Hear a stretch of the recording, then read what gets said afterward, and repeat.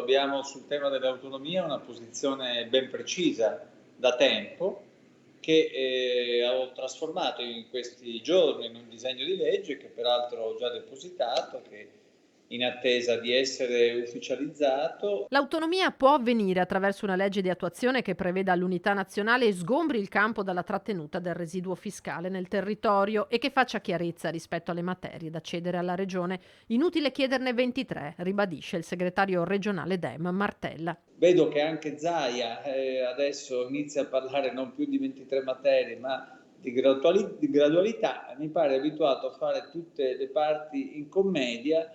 Diciamo che dopo tutti questi anni di annunci, ora ci sono queste roboanti dichiarazioni, vedremo cosa succederà. Da Fiera Cavalli a Verona la risposta a distanza dello stesso Zaia. La si finisca di dire che Zaia accetti la gradualità, perché io sono quello che è il mediatore della preintesa fatta 5 anni fa col governo Gentiloni, nel quale era prevista la gradualità delle materie. Tutti mi chiedono ma quante materie chiederà? Io rispondo quelle che sono previste in Costituzione.